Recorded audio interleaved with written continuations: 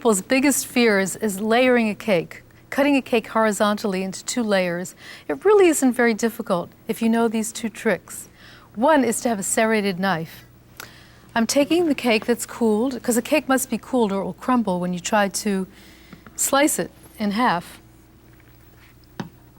And I'm using the removable bottom of a fluted tart pan or quiche pan. I've greased it.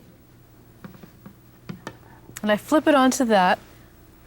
That's a very useful little gadget. You'll see why in a moment. I use it more for cakes than I use it for tarts, in fact. And now I can slide it off. It's really helpful to have a cake stand. And if you don't have a cake stand, you can get one of those little turntables, plastic ones, for maybe $7 in the hardware store. You don't need it, but it's helpful. And now use a serrated knife with deep serrations and approximately eye level so you can see where half is. Score a circle around the entire cake. And you see why here the turntable is helpful, because you can hold the knife steady and just turn the table.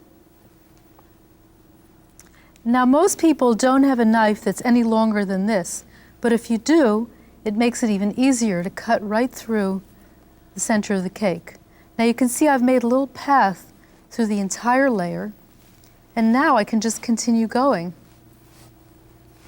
And it will separate. Or, if I have a longer blade, that's the full diameter of the cake, I can just go right through like this, making sure that the knife stays in the groove, and come through to the other side. And now I have 2 layers, but here's how I separate them. Because if you try to lift it with your hands, it could break.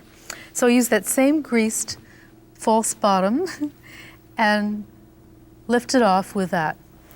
And now the layer is perfectly divided into 2 layers, and you can put your frosting on and then put the cake layer back on top. And there you have it. It's as easy as that. That's not so bad, is it?